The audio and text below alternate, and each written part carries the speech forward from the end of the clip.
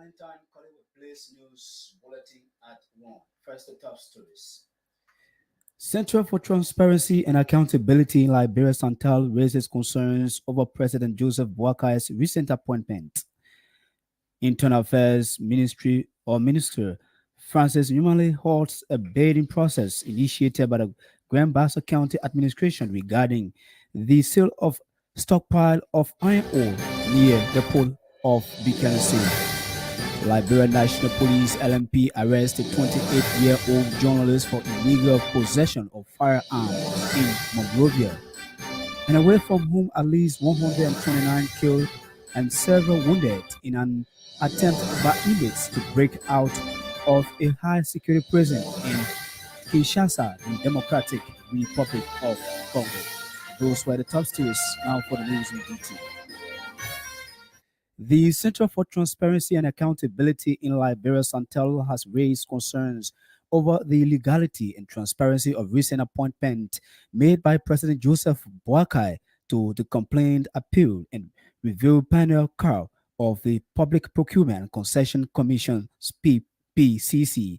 Addressing a press conference in Monrovia on Tuesday, September 3, 2024, Santel Executive Director Anderson Miami pointed out that there were important procedural gaps in appointment process. Miami Wars organization has long championed integrity, transparency, and accountability in Liberia, expressed disappointment in the president's recent action, but remain dedicated to aiding the government in achieving positive anti-corruption outcomes. Meanwhile, the Central boss is calling on President Boakai to record the appointment made outside the competitive process and wants the Liberian leader to adhere to the rule of law and demonstrate a genuine commitment to anti-corruption and transparency in the country. Internal Affairs Minister Francis Numale has, with immediate effect, halted a bidding process being initiated by the Grand Bassa County Administration regarding the sale of stockpile of iron ore near the port of Buchanan. It can be recorded on August 29, 2024.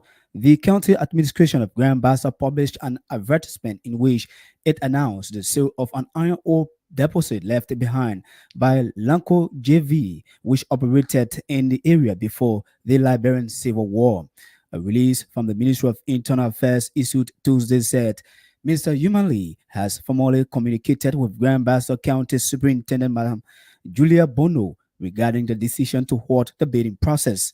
According to the communication addressed to the superintendent, Mr. Numale directed that the bidding process will remain on hold until further notice. The Liberia National Police has arrested Nana Gaffin, a 28-year-old journalist, for the illegal possession of firearm. Journalist Gavin was arrested on Tuesday, September 3, 2024, at Quatika radio station located on the Capital Bypass in Monrovia following a tip-off. The firearm was discovered in his bag at Quatika radio station, where he has been employed for barely 2 weeks. According to LMP release, journalist Gaffin claimed that he obtained the firearm and that is from an unidentified man in the Johnsonville community where he resides, stating that he carries the gun for his protection while commuting to work. The suspect is currently in custody at the Liberia National Police Headquarters on an ongoing investigation. Meanwhile, the LMP has reaffirmed its commitment to ensuring the safety and security of citizens and will continue to enforce the law of Liberia without fear or favor, thus urging the public to report any suspicious activity to the police. The executive director of the Liberia National Public Health Institute has announced active case of the mpox virus, out of which 7 suspected ones have been taken to an isolated unit as they are being clinically monitored to avoid future spread of the virus. The MPhil boss, in consultation with the Ministry of Health, disclosed that setting up of a national incident management system as the second step to tackle the virus. Dr. Yang at the same time urged the public not to panic, adding that the team is doing everything possible to protect the citizens amid enormous challenges, including the lack of adequate gowns, rain boots, masks, gloves, ambulance, and other clinical materials that will accelerate the rapid response of the team irrespective of the target areas. The chairperson of the National AIDS Commission, NAC, Dr. Cecilia Nuta, has called for the eradication of stigma and discrimination against people living with HIV in workplace. Speaking at the ministry's agency and commission's HIV focal person coalition meeting, Dr. Nuta emphasized the critical role of government entities in mainstreaming HIV initiatives across all sectors of employment. During a meeting held with Marx Coalition President Clarence Moba and other distinguished members, Dr. Nuta highlighted the importance of partnership between NAC and various government bodies. Dr. Nuta underscored that addressing stigma and discrimination in the workplace is essential to achieving the goals set out in the National HIV and AIDS Strategic Plan 2 from 2021 to 2026. She stressed that despite the visibility of HIV in the workplace, there remains much to be done. The 2022 Stigma Index survey conducted by the Liberia Network of Persons Living with HIV revealed that 44.8% of people living with HIV reported being unemployed, with women facing higher rates of unemployment compared to men. Dr. Nuta further detailed the government's effort in collaboration with the Ministry of Labor and the National Tripartite Committee, supported by the International Labour Organization ILO, to develop a national HIV and AIDS workplace policy. Tensions are rising in Bong County as marketers find themselves caught in a dispute over whether to remain at the old Banga Central Market or remain to the newly constructed Relief Market. The situation escalated on Tuesday morning when a group of aggrieved marketers took to the street, blocking the drawbridge in protest. The protesters, frustrated by what they perceive as unfair treatment, demanded that all vendors still operating at the old market be removed. Their anger stems from an incident in which Banga City Mayor Galavapla ordered the demolition of their tables, while others were allowed to continue selling at the old site instead of moving to the new market. In response to the protest, Bong County Police Commander Fasu Sheriff and County Administrative Officer Sam Elliott intervened, urging the protesters to remove the roadblock.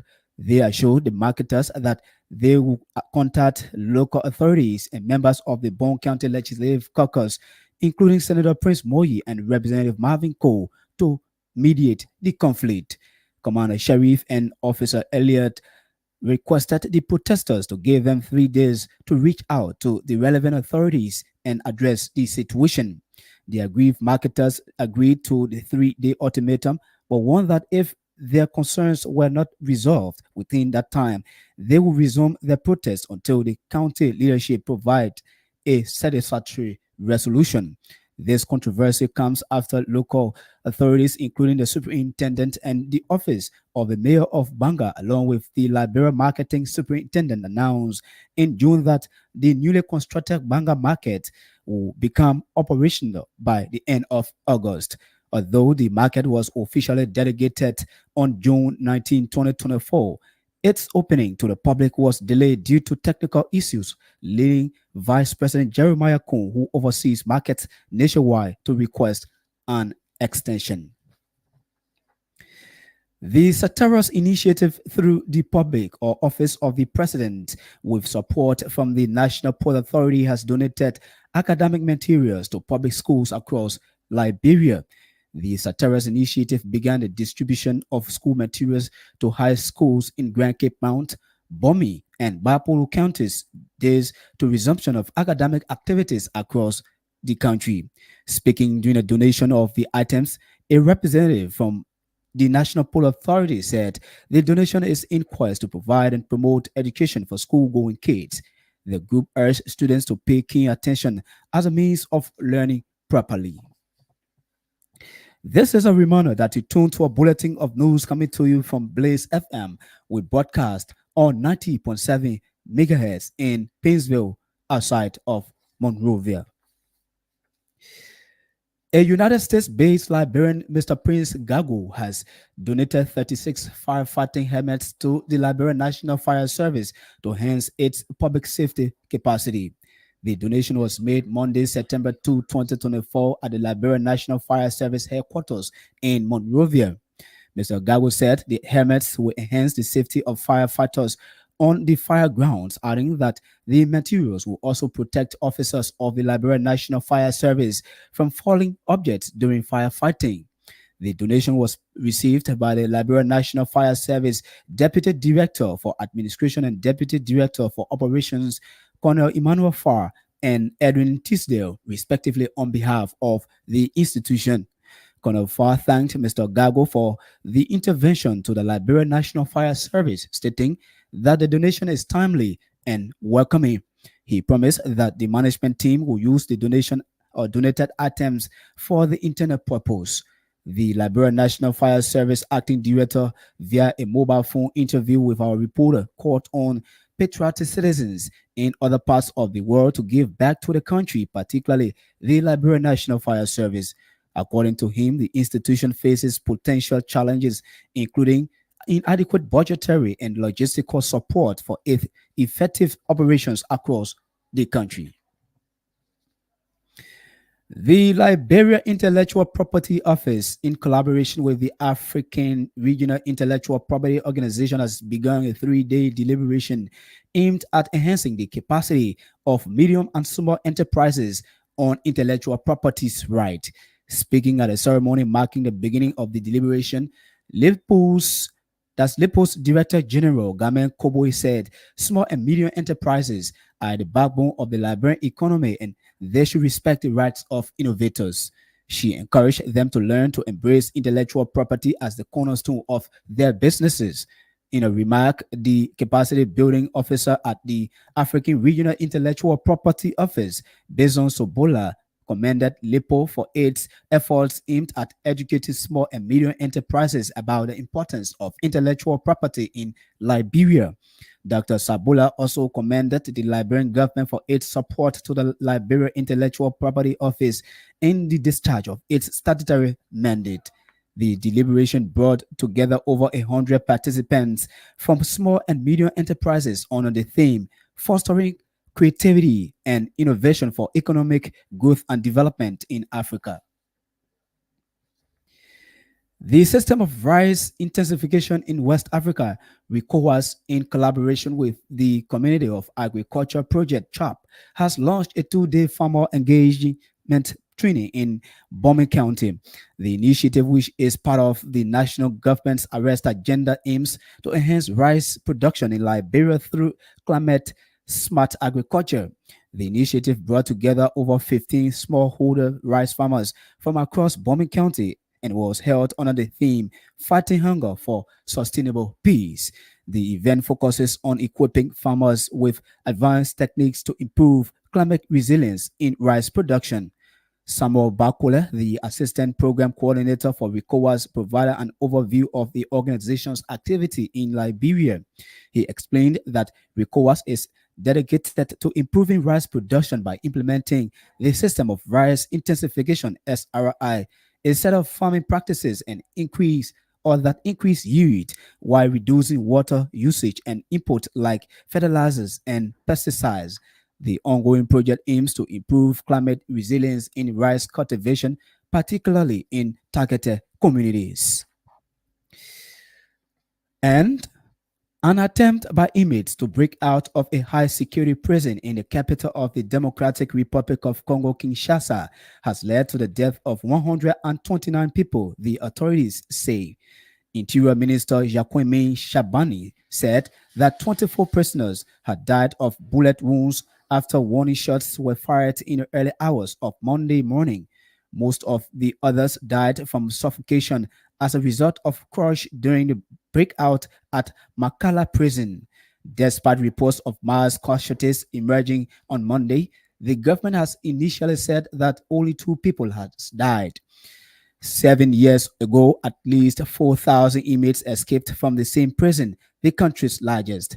On Monday, people living near the prison spoke about hearing gunshots, but attempts by journalists to reach the site were thwarted by police officers who had blocked access to the area.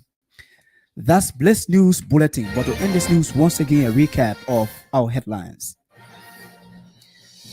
Center for Transparency and Accountability in Liberia, Santal, raises concerns over President Joseph Boakai's recent appointments.